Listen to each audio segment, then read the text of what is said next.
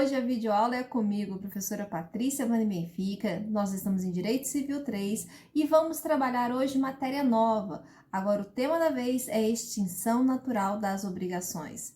E para isso nós vamos ter que estudar desde o artigo 304 ao 359 do Código Civil. Como eu acho que o vídeo vai ficar um pouco longo, eu vou separar a matéria em duas matérias, tá? E vou tentar trabalhar nesse vídeo aqui do 304 ao 333. E talvez eu faça algumas edições, porque eu quero incluir os artigos e outras explicações que eu possa ver durante a gravação que eu acho que vai ajudar. Então, se tiver algum corte no vídeo, é para fortalecer o entendimento, para que eu possa fazer edição e colocar alguma imagem que eu acho interessante ou algum conteúdo que eu acho interessante, ok? Então, vamos lá, vamos trabalhar. Olha, gente, toda relação obrigacional tem seus sujeitos, seu objeto e seu vínculo jurídico. Nós estamos vendo isso desde o primeiro dia de aula. Já vimos isso nos elementos essenciais, nas primeiras aulas. E aí nós vimos que nessa relação, o credor ele tende a buscar o quê? A satisfação do seu crédito. E ele busca a satisfação do seu crédito através da execução da prestação. Ele quer que a prestação seja executada, então que pode ser um dar, um fazer e não fazer, e assim ter se sentir satisfeito, né? Ter seu crédito satisfeito. Ao mesmo tempo, o devedor, ele deseja naquela relação obrigacional se ver livre desse vínculo jurídico, ser libertado desse vínculo jurídico, estar sem obrigação mais. Por quê? Porque nas relações, nesse vínculo jurídico, o devedor ele abre mão de certa liberdade dele. Agora, também cuidado, há relações jurídicas, há relações obrigacionais simples e relações obrigacionais complexas. Lembra, na simples, por exemplo, um credor ele só é credor e o outro polo ele só é devedor. Nas relações obrigacionais complexas, eu posso ter tanto um polo sendo credor e devedor e o outro polo sendo credor e devedor. Isso ao mesmo tempo. E foi o exemplo que eu citei na sala de aula, gente, vocês lembram? Que era o exemplo da compra e venda. E aí, nessa situação, tanto credores quanto devedores buscam a execução da prestação e a exoneração do débito. Então, por quê? Eles querem ser satisfeitos no seu crédito e querem se ver livres do seu débito. Então, pega esse exemplo da compra e venda, que a gente deu e trabalhou em sala de aula. Em um contrato de compra e venda, eu comprei um livro de João. Então, eu sou credora, mas ao mesmo tempo eu sou devedora de João, ok? Por quê? Porque eu tenho o dever de passar o valor que o João estipulou no livro, que seja R$ 100, por exemplo, e eu tenho o direito, o crédito de receber o livro, que seria um Código Civil comentado do Pablo Stolze. Eu gosto muito dele. Já o João tem o dever de me passar o livro, então a obrigação dele me passar o livro, me dar o livro, fazer a tradição, e o direito de receber R$ 100 em contraprestação daquele dar. Então, o credor quer, nas obrigações de dar, que seja entregue ou restituída a coisa. Então, eu quero que meu livro seja entregue, até o que seja feita a tradição. Se fosse uma obrigação, um exemplo de obrigação de fazer, pintar minha casa, o muro da minha casa, eu quero que a atividade seja realizada. E se fosse uma obrigação de não fazer, uma abstenção, né? Eu quero que a pessoa não faça, não realize aquela conduta que ela deve se abster. Então, neste caso, a minha satisfação do crédito vai depender do que for a prestação. Como afeta essa relação obrigacional, esse vínculo obrigacional afeta a liberdade do devedor? Então, não só o credor quer que a relação obrigacional chegue ao seu fim, mas o devedor também quer, porque ele quer ficar livre, ele não quer dever nada a ninguém, né? E é isso que a gente entende do 304 do Código Civil, que fala lá que qualquer interessado na extinção da dívida pode pagá-la, usando, se o credor se opuser, dos meios conducentes à exoneração do devedor. E ainda fala isso é falado, né? Por que vai falado isso? Porque é a essência de toda obrigação exatamente que a prestação seja executada, que a prestação, o dar, o fazer e o não fazer, ele seja executado e o vínculo que liga credor e devedor seja terminado, seja o devedor, então, ele seja exonerado daquele vínculo. Também podemos perceber pelo 304 que a execução da obrigação ela pode ser feita pelo próprio devedor ou por sua ordem. Então, não precisa ser o devedor, pode ser um terceiro em nome do devedor que chega lá para fazer a obrigação, fazer a prestação. A este fim do vínculo obrigacional pelo cumprimento, a doutrina dá o nome de solução. Então, quando há o cumprimento da obrigação, da prestação, fazer, não fazer ou dar, nós chamamos de solução. Ou seja, no início da relação obrigacional, os sujeitos se ligam e ao final eles vão e se desligam. Está solucionado a relação obrigacional. Legal, né? Também acho. O cumprimento voluntário da obrigação chama pagamento. Professora, qualquer obrigação, dar, fazer e não fazer? Sim, qualquer obrigação, não é só quando é din-din, não, tá? Então, quando o pintor foi lá e pintou a parede daqui de casa e terminou, ele me pagou, porque ele cumpriu a obrigação dele. Então, pagamento é o cumprimento da obrigação, tá? De forma voluntária. Essa extinção da obrigação pela execução da prestação, nós chamamos de adimplemento. Então, quando o pintor vai lá e faz a pintura, ele está adimplindo com o seu débito. Esse adimplemento ele pode ser total, também que nós chamamos de absoluto, ou ele pode ser parcial, chamado também de relativo. Vamos agora trabalhar com algumas teorias que cercam o pagamento, que cercam a ideia desse pagamento. Iremos trabalhar agora com a natureza jurídica do pagamento. Quem deve pagar? Para quem se deve pagar? Do lugar do pagamento, do tempo do pagamento, do objeto do pagamento e como se prova que houve o pagamento. Então, nesse vídeo, nós vamos trabalhar também com a teoria da imprevisão, que vai ser bem utilizado nos próximos meses, eu tenho certeza, como teses jurídicas de várias rescisões ou alterações contratuais. Afinal, essa situação do Covid-19, esse isolamento social, vai fazer com que a economia entre em recessão.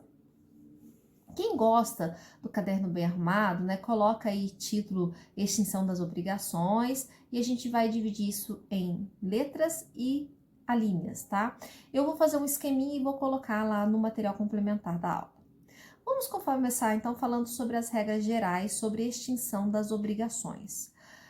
Que seria, então, a extinção das obrigações seria o seu cumprimento voluntário, que nós já vimos que chama pagamento. O cumprimento voluntário da obrigação chama pagamento. O primeiro ponto importante é a natureza jurídica do pagamento. Eu sei, quando eu era estudante e eu comecei, estava no começo do primeiro, segundo ano, o pessoal falava assim que é a natureza jurídica dos itens, e eu falava, o que é natureza jurídica? Eu não quero saber qual é a natureza, não sei o que é a natureza jurídica.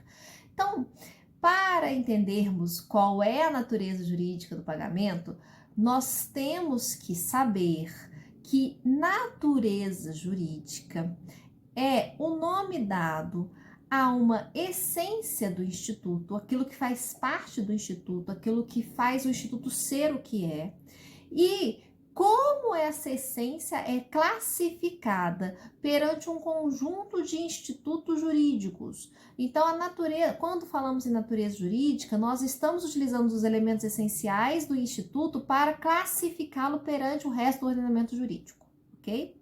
Então, vemos quais são os elementos formadores e com base nesses elementos, nós classificamos ele perante o ordenamento jurídico. Entendemos o que é natureza jurídica? Então, agora a gente consegue saber qual é a natureza jurídica do pagamento. E aqui vai ter divergência, aqui vai ter várias doutrinas. Eu acredito que a melhor doutrina a ser utilizada e que a maioria defende é que a natureza jurídica do pagamento seria uma natureza eclética. Para essa teoria, é necessário analisar certas circunstâncias no cumprimento da obrigação. pois, ao variarem de caso a caso, também oscilará a natureza. Para essa doutrina, o pagamento será um ato-fato, a gente já viu isso, quando a vontade de quem está pagando for irrelevante. Ou seja, não fizer diferença. Ele nem tem consciência que está cumprindo a obrigação, ele nem tem noção que está cumprindo. Mas isso é problema dele, porque para a legislação, o ato dele fazer aquilo ou abster-se de fazer aquilo já é suficiente para ele cumprir a obrigação. Quer ver um exemplo? Eu comprei um terreno. E nesse terreno veio uma série de regras, uma série de cláusulas. O contrato é gigantesco no compromisso de compra e venda. Ok? Uma dessas regras, eu só fui perceber isso depois, não é? Comprei nem vi isso direito. Uma dessas regras, ou eu vi e passou batido, não lembrava. Uma dessas regras é que obrigatoriamente eu tenho que fazer um passeio ecológico. Eu não posso fazer qualquer passeio quando eu for construir. Obrigatoriamente tem que ser um passeio ecológico. Imagina que eu nem li depois disso, ninguém me informou, eu nem estava sabendo direito, mas eu gostei de um modelo de passeio ecológico, achei lindinho, para acompanhar a praça, que também tem passeio ecológico, ficar tudo igualzinho o bairro, eu achei lindo. E aí eu fiz, quando eu estava construindo lá no meu terreno, eu peguei e fiz o passeio ecológico. Eu não tinha nem noção que eu tinha a obrigação de cumprir isso, de ter o passeio ecológico, mas a minha vontade é irrelevante e eu cumpri a obrigação. Tá lá a obrigação da cláusula contratual, que eu nem lembrava. Eu cumpri ela independente e não sendo relevante a minha vontade. Ok? Então eu cumpri mesmo sem ter agido para este fim. Também acontece muito, pessoal, ser ato-fato quando for abstenções. Já viu que você, obrigação de não fazer, né? Já viu quando vocês mudam para um prédio novo e nesse prédio tem uma regra de condomínio que não pode ter plantas no corredor. Você nem tem planta, você nem gosta de planta, você nem sabe disso. Agora, simplesmente, você não colocou e você está cumprindo a sua obrigação de não fazer, que é não colocar planta. Sua vontade foi relevante? Não, você simplesmente não queria planta, você não queria cumprir a obrigação, você não queria colocar planta na porta da sua casa. Mas, para o ordenamento jurídico, a sua vontade foi irrelevante. Você não ter colocado já foi suficiente, você cumpriu a obrigação. Agora, diferente do ato-fato, há situações em que será um ato jurídico voluntário. Quando a vontade do agente ela for relevante, só que ele, o agente, né, nada poderá dispor quanto aos efeitos do pagamento. E ainda terá uma terceira possibilidade de natureza jurídica, que será um negócio jurídico, quando a gente tem a vontade de pagar e pode dispor sobre os efeitos do pagamento. Assim, somente configura pagamento quando o agente fala que é o pagamento, ou porque o sujeito quis que fosse pagamento e que produzisse aquele efeito. Isso acontece muito, pessoal, quando se paga uma obrigação antecipadamente. Você paga antecipadamente por sua livre e espontânea vontade e os efeitos é para se beneficiar, por exemplo, de um desconto. Acontece muito quando você paga no financiamento a última prestação, né? Você paga aquela daquele mês e a última para que vai ficando mais barato. O pagamento efetuado por terceiro, que veremos no tópico de quem paga, também será considerado um negócio jurídico. Então, imagina o seguinte, o meu marido, o Edu, ele promete doar para a secretária dele, para a estagiária dele, um livro de direito civil. Eu vou aqui em casa, eu tenho 2 livros iguais, eu vou lá e dou um livro para ela e nada fala, eu não falei nada na hora que eu estava doando o livro. Pergunta, eu cumpri a obrigação do Edu? Ou eu não cumpri a obrigação do Edu? Não. Eu não identifiquei que a minha doação era em nome do Edu, que a doação do meu livro era o cumprimento da obrigação do Edu. Então, a minha doação não vai satisfazer o débito do meu marido. Diferente se eu tivesse dito que estava lá doando para a estagiária dele o livro, para que ela, em nome do meu marido, né, estava cumprindo a obrigação em nome do meu marido.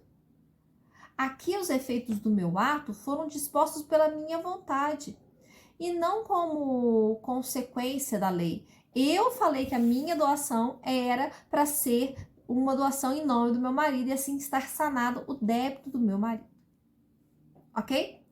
Sabemos agora que, que a classificação do pagamento quanto à sua essência vai depender então do caso concreto, da situação fática que lhe for apresentada, podendo ser um ato-fato, um ato jurídico voluntário ou um negócio jurídico. Certo? Ficou dúvida? Para o vídeo, volta e vê de novo. Agora, se você não lembra o que é fato jurídico, ai, tá de castigo, tá? Porque eu revisei isso no início do semestre, em sala de aula, tá lá, perdi um tempão fazendo isso, matéria que vocês já viram, mas tudo bem, eu vou repetir para que vocês relembrem aquilo que eu já ensinei. Então, vamos lá. Todo acontecimento é um fato que pode ser ajurígeno, quando não traz consequências no mundo jurídico, tal como uma gota de chuva que caiu na grama, ou um passarinho que nasceu no meio da Amazônia. Ou pode ser jurídico, quando o seu acontecimento interfere no mundo jurídico. Quando ele for jurídico, ele vai se dividir em fato natural, então uma tempestade que causa o alagamento do Ribeirão, o transbordamento do Ribeirão, como aconteceu no Ribeirão de Santa Maria, e a inundação de várias casas. Ou pode ser um ato-fato, um ato que ocorre sem a vontade relevante do agente. Então, além de ser fato natural, pode ser um ato-fato. Nos dois casos, não há vontade relevante do agente. Mas há situações em que há vontade humana relevante, que é o ato jurídico voluntário. Só que os efeitos do ato não são feitos pela autonomia da vontade da parte, e sim descritos em lei. Então, o agente ele não pode dispor dos efeitos, ele tem que aceitar todos os efeitos decorrentes da lei. É o exemplo do casamento. E por fim, temos o negócio jurídico, onde há vontade relevante e o agente tem maior liberalidade para dispor dos seus efeitos desse ato. E por fim, dentro daquela divisão de fatos jurídicos, nós temos o ato ilícito. É aquele que decorrente dos atos contrários ao direito, dos atos contrários ao ordenamento jurídico, podendo ser uma ação ou omissão voluntária. E essa ação ou omissão voluntária, ela viola um direito e causa um dano. Também é considerado como ato ilícito, conforme artigo 187 do Código Civil, o ato que causa abuso do direito, ou seja, ele tem um direito, mas ele exerce esse direito fora das regras, exerce esse direito de forma manifestamente que é excedente aos limites impostos pelo fim social, pelo fim econômico e social daquele direito. Então, você tem direito a uma dívida, a ser ressarcido por uma dívida, você tem direito a ter o valor que você emprestou devolvido, só que essa cobrança vexatória, essa cobrança da dívida, ela foi de maneira vexatória. Isso que não pode ser um abuso do direito. Entendemos, então, a natureza da obrigação, ok? Eclética, vai depender do caso. Agora a gente vai falar sobre aqueles que devem pagar, ou seja, quem paga o devedor, ou terceiro nome dele. E aí a gente volta lá no 304 e eu já expliquei, já fiz a leitura, mas ali eu informei que quem paga ou quem solve, então o devedor aqui, aquele que pagou aqui, será chamado de solvente, é em regra o próprio devedor ou alguém que represente. Então você tem um mandatário ou representante legal. Se for uma pessoa menor de idade, representante legal. Se for alguém em nome contratado para ir lá e pagar a dívida, o mandatário. Só para esclarecer, então, que mandatário é aquele que tem um contrato de mandato com o sujeito, o devedor é o mandante, e esse mandatário, ele tem o dever de atuar em nome do mandante para atingir os objetivos previamente definidos ali na relação contratual, quando eles realizaram um negócio jurídico, do que é um contrato de mandato. Em algumas situações anormais, então a regra é o devedor ou alguém em nome dele. Mas em algumas situações anormais, existe a possibilidade de terceiro, ou seja, outra pessoa que não em nome do devedor, então não estou falando mais do mandatário ou do representante legal, desse terceiro em nome próprio pagar. O terceiro, então, ele paga em nome próprio e não sendo obrigação personalíssima, intuito persona, lembra? Eu contratei o cantor Roberto Carlos para fazer uma live de pandemia para o MOOC da Fadiva. Contratei ele. Ele não pode ligar pro Nilton, que é um egresso nosso, um baita do cantor, mas ele não pode ligar pro Nilton e falar assim, vai lá e faz a live para mim. Por quê? Porque eu contratei o Roberto Carlos. É uma obrigação personalíssima, intuito persona. Bem, eu contratei o Roberto Carlos, eu tô rica e não sabia, né? Que deve ser caríssimo. Nem sei quanto custa. Ok, esse terceiro, ele pode ser um terceiro interessado ou não. Quê? Onde? Eu já explico, gente. Essa pessoa que pagou a dívida em nome próprio, ele pode ter interesse no pagamento da obrigação ou não. É isso que é terceiro interessado ou não. A doutrina aponta que terceiro interessado seria aquele que tem algumas, que é envolvido em alguma situação que pudesse levar a que ele fosse responsabilizado pela dívida. O que acontece com o fiador em um contrato de aluguel? Ele, se pagar, por exemplo, o aluguel, ele é terceiro interessado.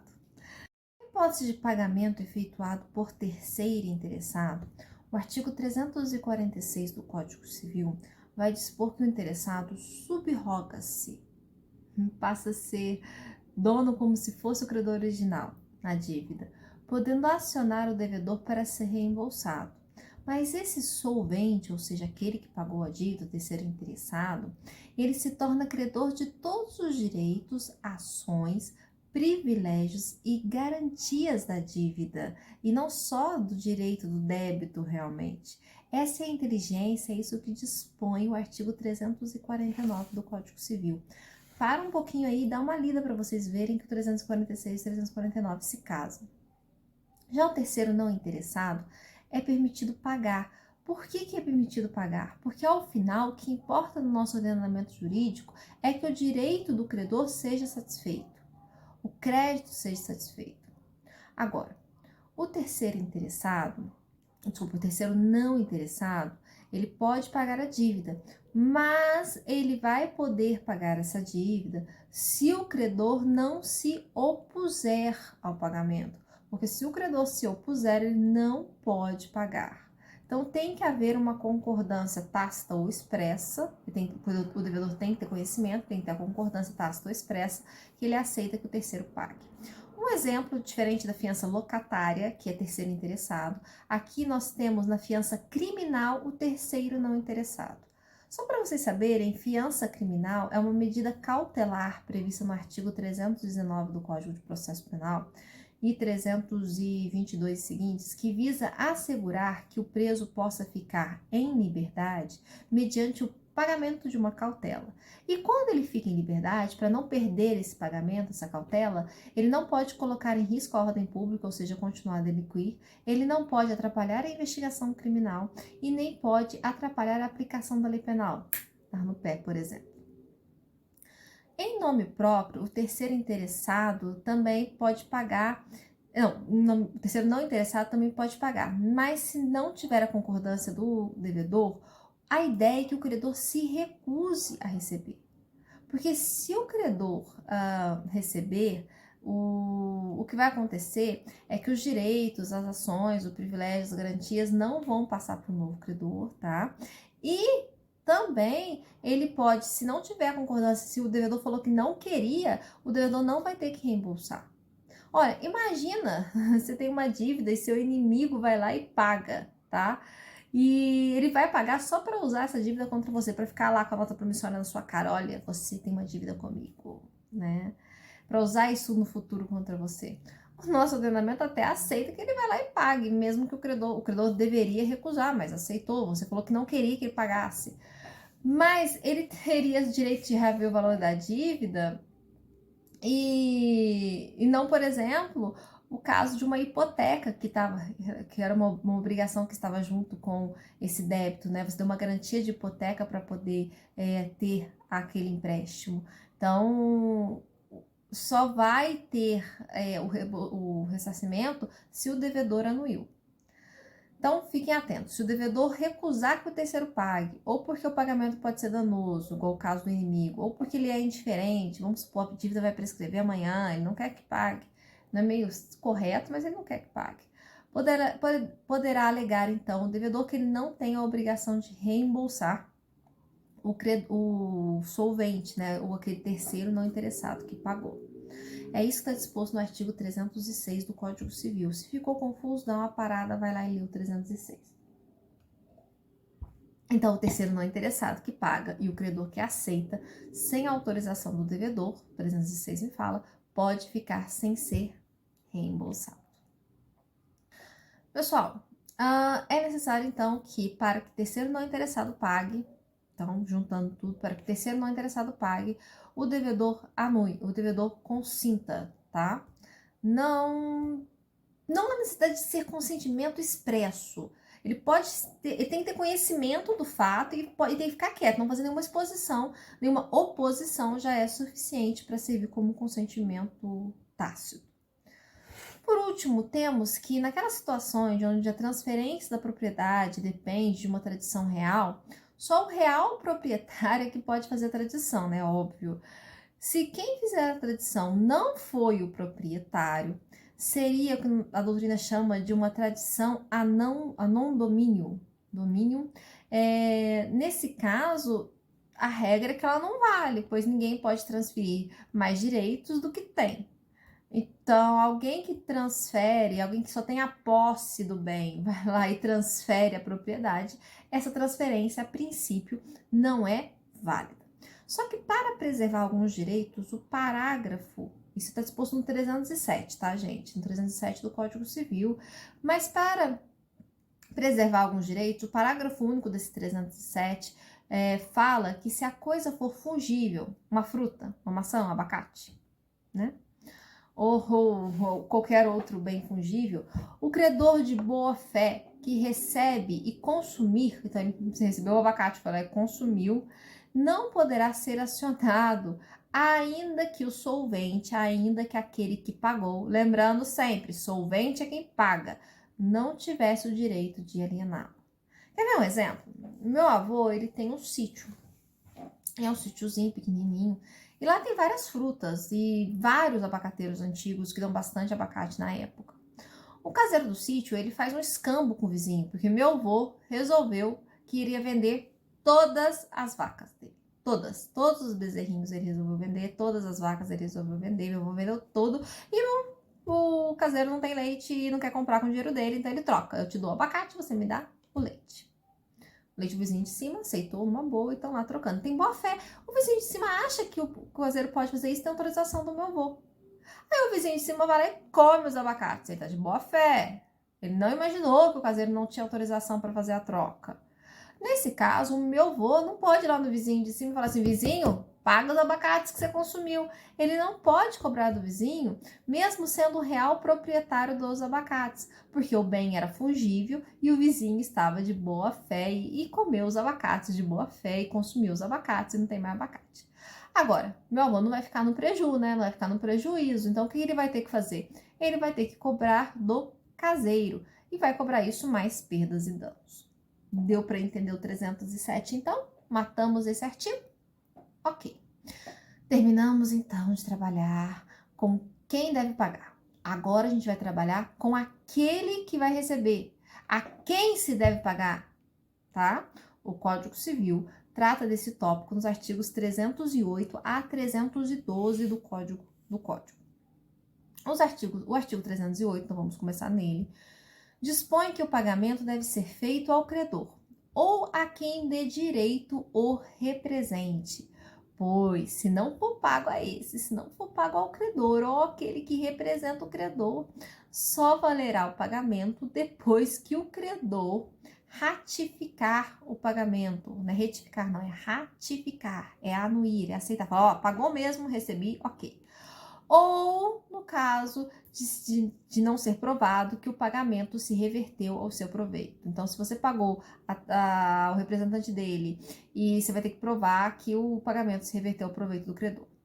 Porque senão seria muito fácil, né, gente? Se eu pudesse pagar para qualquer pessoa, eu ia pagar todas as dívidas para minha mãe. Todas as dívidas pra minha mãe. Vai vir na herança mesmo, filha única, então todas as dívidas eu ia pagar pra minha mãe.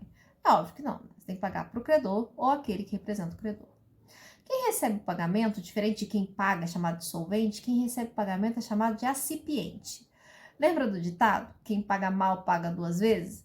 Então, pagar para a pessoa errada, você vai ter que pagar novamente para se ver livre da obrigação. Então, você só pode pagar para o acipiente, e o acipiente é o credor ou aquele que representa o credor. Imagina a seguinte situação, gente. O Caio, ele deve a Tício, tá? E aí eu vou colocar algo aí para vocês verem. O Caio deve a Tício, mas Tício deve a Mário. Então, nós temos duas relações obrigacionais, olha aí na folhinha. E o Mário executou o Tício e penhorou a dívida de Caio contra Tício. Ok? Complicado, né? Então, olha a imagem. Se eu não conseguir colocar, tem lá no material complementar do vídeo. Então, olha a imagem, que aí ficou mais fácil. Então, nesse caso, nós temos duas relações obrigacionais. O Caio deve R$1.000 a Tício e, ao mesmo tempo, o Tício deve R$1.000 a Mário. Só que Tício está em mora, ou seja, atrasado, não pagou Mário. E Mário está irritado, quer receber, está precisando de dinheiro, ele executou o Tício, pedindo não que Tício pagasse ele, porque ele sabe que Tício não tem um centavo no bolso, mas ele pediu a penhora do crédito que Tício tem lá na primeira relação dele com o Caio. Então, ele entra com o pedido de penhora daquele valor, daquele crédito, para poder o Mário receber o valor dele. O Caio, nesse caso, sabendo que esse valor está penhorado, ele não pode pagar o Tício, porque ele sabe que esse valor não é mais pertencente ao Tício. Se pagar e o Mário vier cobrar ele, o Mário vier cobrar o Caio, ele vai ter que pagar novamente o valor. E depois, é óbvio, ele pode exigir o reembolso do Tício, e é isso que está disposto no artigo 312 do Código Civil. Através do exemplo, eu espero que eu tenha explicado o artigo. Dê uma lida no artigo agora. Para e dê uma lida. E no caso, se for credor putativo? Putativo, professora? É, putativo, gente, imaginário, é aquele que aparenta ser representante do credor. Porque eu não disse que você pode pagar para o credor ou para alguém que o represente? Então, imagina que esse representante do credor seja imaginário, seja putativo, aparenta ser o representante. E na razão de se apresentar ao solvente, aquele que paga, munido de quitação, o artigo 309 fala que o pagamento feito a essa pessoa, se o pagamento for de boa fé, é considerado válido, ainda que prove que quem recebeu não era o credor ou seu representante. Você sabe por que isso? Porque o fato dele estar com a quitação, com recibo, faz com que se presume a representação. Então, se está com a nota promissória que o devedor assinou e entrega a nota promissória para ele, faz com que se presuma que ele está lá em nome do credor. Tá? Então, se presuma a representação. Mesmo que não tenha um instrumento de mandato, um instrumento formalizado do mandato. Isso decorre de uma teoria do direito administrativo, a teoria do funcionário de fato. Então, essa teoria que provém do direito administrativo trabalha com a ideia de que uma pessoa, quando ela assume o posto de servidor e passa a realizar atos como se fosse um servidor público, para os interessados de boa-fé, os atos são válidos. É nessa seara que você tem o disposto no artigo 311 do Código Civil, que vem trazendo essa teoria e convalida essa teoria no direito particular, no direito civil. E ali fala que, a não ser que a situação contraria essa presunção, você sabe que a pessoa que está lá com a nota promissória é inimigo do teu credor, a pessoa não se fala, então a não ser que você tenha alguma presunção que não levaria a imaginar que aquela pessoa fosse o representante do credor, o pagamento para ele é considerado válido. Então, os requisitos, né? Vamos colocar assim, os requisitos necessários para o pagamento ao credor putativo ser válido é você, solvente, devedor, estar de boa fé e você poder ter esse erro, é ser excusável, é ser desculpável o seu erro. Ok? Então, fechamos mais um tópico. Nossa, cada vez que fecha um tópico, graças a Deus, porque esse vídeo vai ficar imenso. O artigo 310 já trabalha com a ideia de um credor que não tem capacidade para dar quitação. Isso é muito complicado, tá? Porque nesse caso só vai valer a quitação, senão você vai ter que pagar novamente, se o devedor, o solvente, provar que o acipiente, aquele que recebeu o crédito, fez com que o crédito fosse convertido em benefício do incapaz. Ou, por exemplo, o incapaz, ao receber, ele tenha convertido aquilo para seu benefício. Então, alguém que recebeu uma dívida que estavam devendo a ele de R$1.000, foi lá e comprou figurinha. Não, mas comprou livro para o Enem, tudo bem. E agora, essa incapacidade é relativa ou absoluta? Nesse ponto vai ter divergência doutrinária, mas acredito prevalecer que será tanto o incapaz relativo quanto o absoluto, ok? Então, tanto a incapacidade relativa, menor de 16 anos, quanto absoluta, menor de 16 anos, quanto a relativa. Mas seria bom se vocês pesquisarem jurisprudência sobre isso, que tal? Ser um exercício para vocês, pesquisarem jurisprudência sobre como é decidido nesse sentido. Vou pensar no caso. Até o final do vídeo eu penso. Terminamos de trabalhar então com as condições subjetivas da eficácia do pagamento. Quem deve pagar e a quem se deve pagar. Ok? Condições subjetivas da eficácia. Agora nós vamos trabalhar com as condições objetivas da eficácia do pagamento. E quais são essas condições objetivas? Objeto do pagamento e sua prova, lugar do pagamento e tempo do pagamento. Então, subjetivas, quem paga e a quem se deve pagar. Objetivas, lugar, tempo, objeto e prova do pagamento. Vamos começar com o objeto do pagamento e sua prova. Isso está nos artigos 313 a 326 do Código Civil. Quanto ao objeto do pagamento, há 3 princípios basilares, 3 princípios essenciais, fundamentais sobre isso. O da identidade, o da integridade e o da indivisibilidade. O princípio da identidade nós já vimos quando trabalhamos lá o 233, ele fala o seguinte, que a ideia é que o devedor é obrigado a entregar ao credor exatamente a coisa devida, ou realizar exatamente a atividade pactuada, ou abster-se da prática do ato específico. Esse é o princípio da identidade. Já vimos, então, esse princípio no 233. Eu pedi para vocês fazerem lá a remissão ao 313 do Código Civil. E é esse 313 que vai trabalhar exatamente com o princípio da identidade. Passamos para o segundo princípio, que é o princípio da integridade. Pelo princípio da integridade, o devedor não pode oferecer o pagamento em circunstâncias mais onerosas para o credor do que aquela pactuada. O artigo 325 dispõe que presume-se a cargo do devedor as despesas com o pagamento e a quitação, despesas com pagamento e a quitação. E se ocorrer um aumento dessas despesas por um fato do credor, por culpa do credor, é o credor que vai suportar as despesas acrescidas, certo?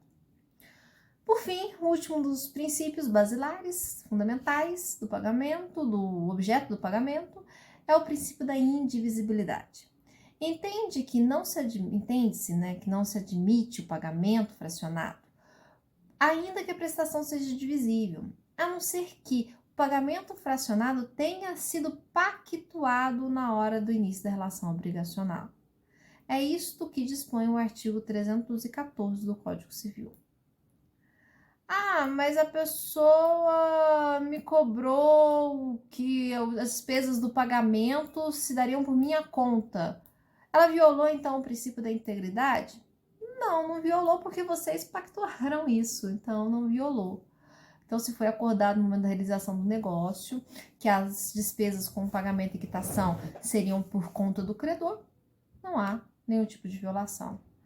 Mas, professora, e se o credor aceitar receber coisa diversa do pactuado? Eu comprei o livro do Flávio Tartucci, mas recebi o livro do Pablo Stolze e vou aceitar este boa porque eu gostei do livro. Muito bom livro, muito bom.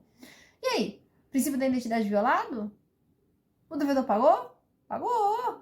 Ah, mas como? Vocês aceitaram esse novo objeto, mas vai ser uma modalidade especial, um pagamento especial que nós vamos ver no segundo vídeo, tá? Chama dação em pagamento. Olha um exemplo de dação em pagamento. Você deve R$100 para a Joana, tem que pagar R$100 para ela. Você não tem como pagar nesse momento, mas você tem crédito, você tem um cartão de crédito, Mara, com crédito que você pode passar. A Joana não tem como receber isso no cartão de crédito, porque ela não tem maquininha de cartão de crédito, mas ela tá precisando comprar um vestido lá na loja, e esse vestido custa R$ 100 exato. Aí você vai lá na loja e passa o seu cartão de crédito, compra o vestido para a Joana e entrega o vestido.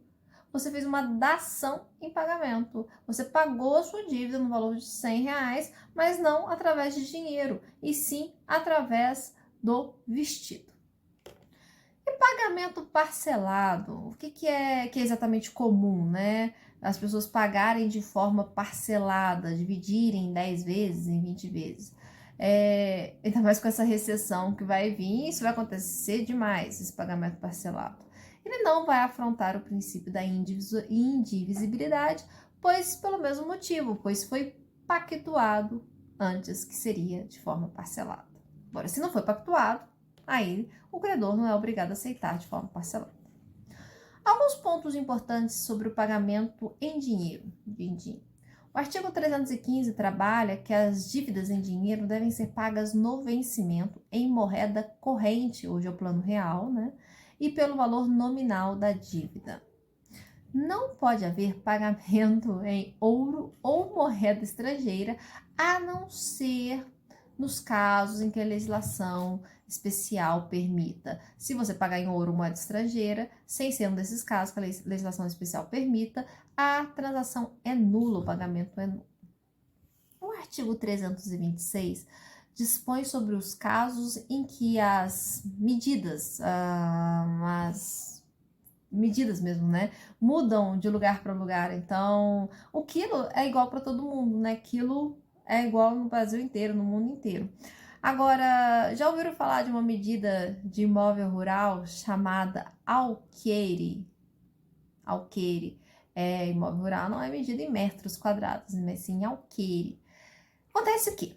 Em Minas Gerais, no Rio de Janeiro e em Goiás, um alqueire é 10.000 braças quadradas. 10.000 braças quadradas, que equivale a 4,84 hectares. Ou algo parecido, acho que é isso mesmo.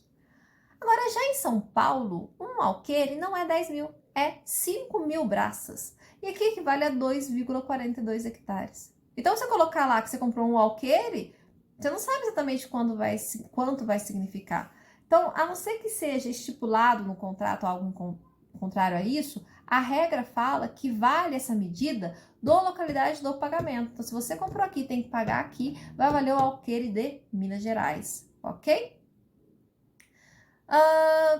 Acontece em algumas situações uma teoria da imprevisibilidade, que se por motivos imprevisíveis sobrevier manifesta desproporção entre o valor da prestação devida e o valor que esta realmente tiver no momento da execução, o ordenamento precisou se adaptar a isso e permitir, mesmo que não seja a praxe, que não seja a regra, que o judiciário possa intervir nos contratos, ele permitiu que o juiz corrija essa desproporção a pedido das partes, com a finalidade de assegurar o valor real da prestação. É o que fala o artigo 317. Então, escrevam na frente do seu 317. Teoria da imprevisão. Essa desproporcionalidade pode levar a uma revisão contratual. E, além disso, fora essa opção, tem mais uma no Código Civil que permite que o judiciário intervenha nos contratos, na autonomia da vontade, que são o artigo 478 e seguintes, que fala da onerosidade excessiva. Então, lá no artigo 478 seguinte, fala que nos contratos de prestação continuada ou diferida, se a prestação de uma das partes se tornar excessivamente onerosa, com extrema vantagem para uma, em virtude de acontecimentos extraordinários e imprevisíveis, poderá o devedor, né, ou aquele que tem que pagar, pedir a resolução do contrato. Os efeitos da sentença que decretar vão retroagir a data da citação, a data do início do processo, porque essa suspensão processual vai demorar alguns processos horrores. E é o que está acontecendo com o nosso contrato de transporte escolar. Aqui tem uma onerosidade excessiva. Lembra que eu pedi para vocês pesquisarem na atividade passada?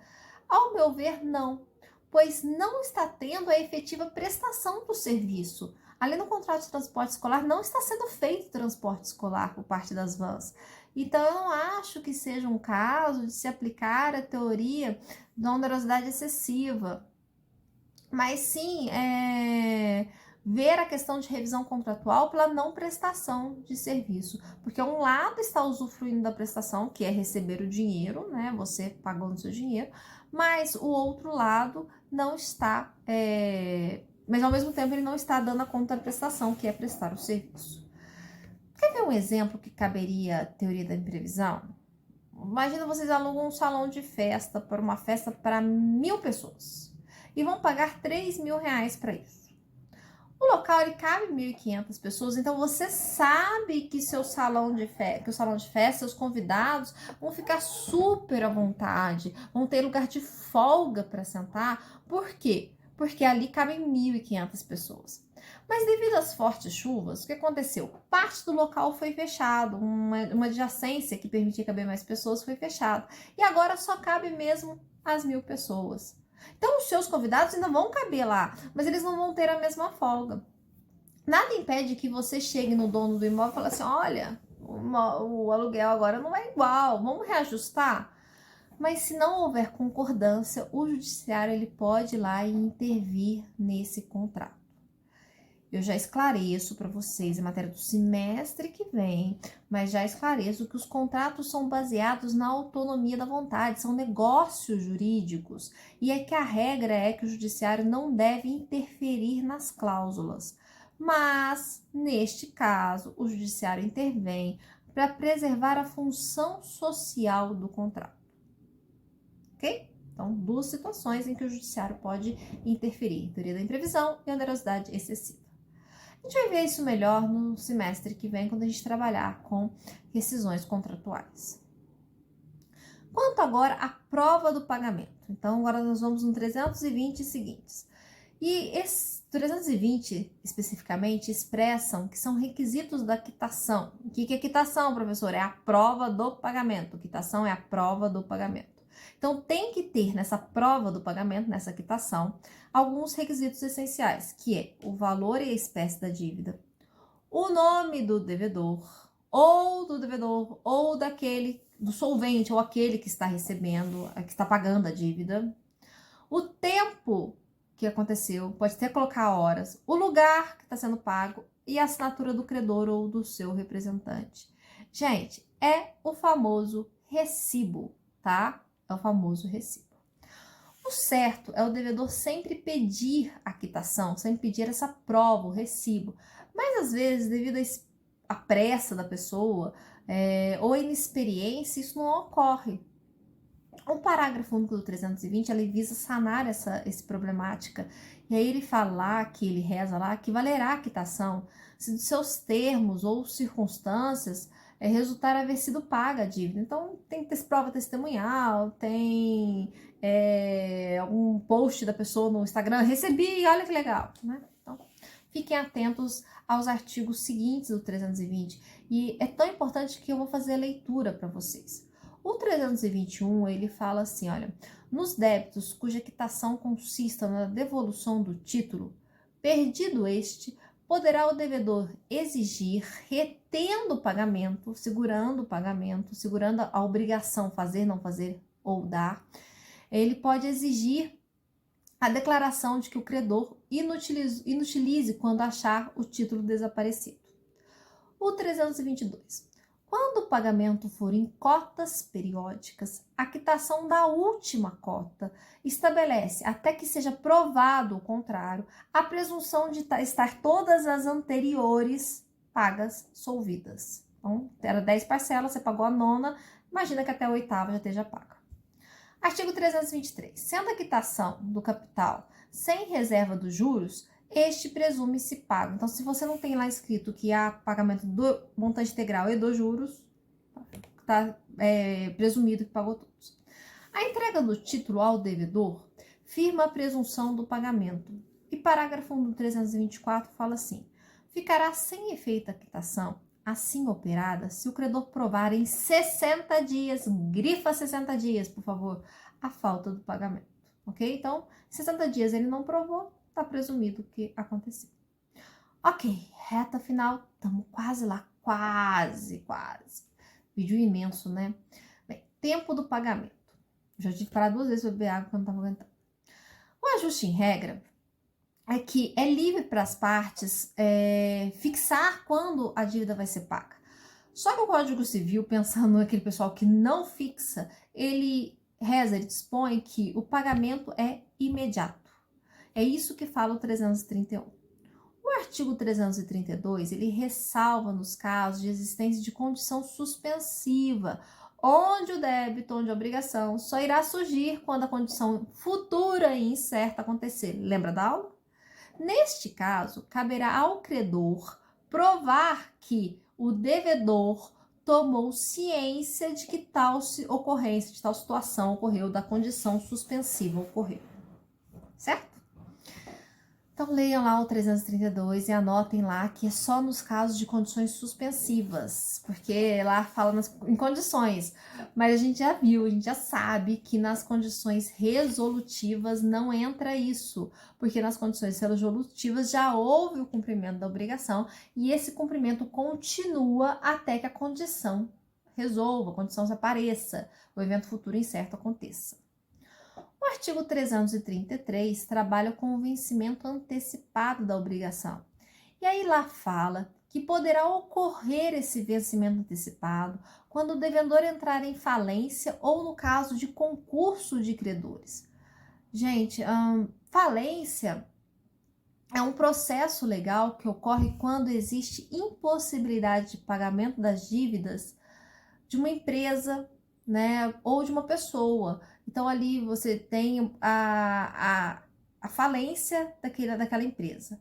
Já o concurso de credores é a execução judicial dos bens do devedor comum insolvente por parte de um ou de mais credores, com o fim de que se apurem todos os valores e se liquidem todos os valores e os direitos de cada um, de acordo com a sua natureza, o seu débito, a sua dívida, porque vocês vão ver isso em direito civil e no direito empresarial, que as dívidas, elas têm uma classificação em relação aos débitos, né?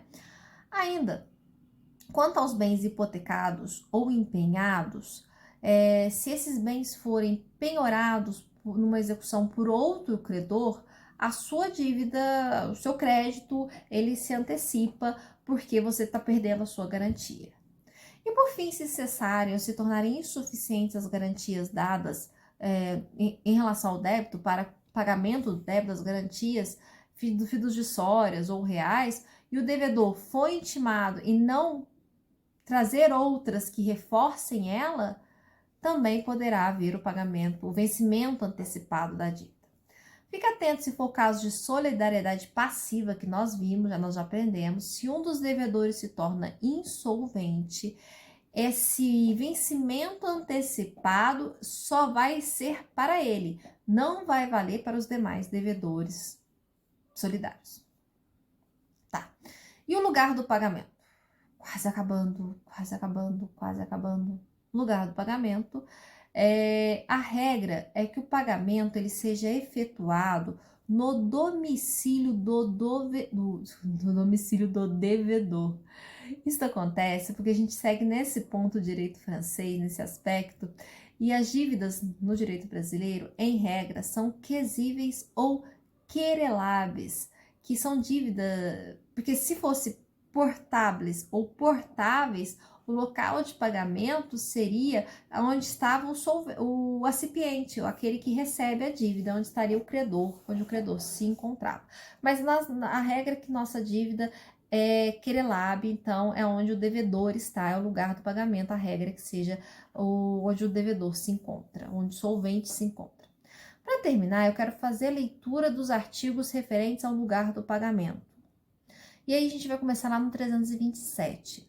O 327 reza que efetuar-se-á o pagamento no domicílio do devedor, salvo se as partes convencionarem coisa diversa ou ao contrário resultar da lei, da natureza da obrigação ou das circunstâncias. É isso que dispõe o artigo lá. O parágrafo único desse mesmo artigo fala o seguinte: Designado 2 ou mais lugares, caberá ao credor a escolha entre eles. Ah, professor, por que não paga por depósito bancário? Imagina se o pagamento fosse entregar um quadro, gente. Então, o 328 fala: se o pagamento consistir na tradição de um imóvel ou em prestações relativas a esse imóvel, o lugar do pagamento, que está disposto por lei, será o lugar onde o bem está situado, onde o imóvel fica. O 329 fala: ocorrendo motivo grave para que se não efetue o pagamento no lugar determinado, poderá o devedor fazê-lo em outro. Imagina, tá tendo uma enchente naquele lugar, ou igual São Tomé, que tá fechado, ninguém entra, ninguém sai, não seja que seja morador. E aí vai fazer em outro sem que haja prejuízo para o credor, tá? Então não pode ter prejuízo para o credor. O artigo 330, o pagamento reiteradamente feito em outro local faz presumir renúncia do credor relativamente ao previsto no contrato. Então, se colocou lá que vai ser pago na imobiliária, mas toda vez ele aceita que fez depósito em conta, tá valendo depósito em conta. O último tópico que quero falar é sobre o adimplemento substancial. O que é adimplemento substancial? O que seria isso? Em determinadas ocasiões, é possível que o indivíduo tenha pago quase a totalidade da dívida. E acontece de uma situação emergencial, ele não consegue pagar um valor final risório para as últimas parcelas ou a última parcela. O que essa teoria fala? O que essa teoria busca preservar?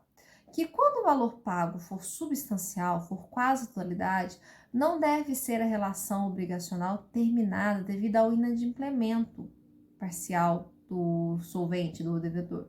Então, você tem um carro, aí você vai lá e faz um seguro para esse carro. Você paga 11 parcelas do seguro e a 12ª parcela está atrasada.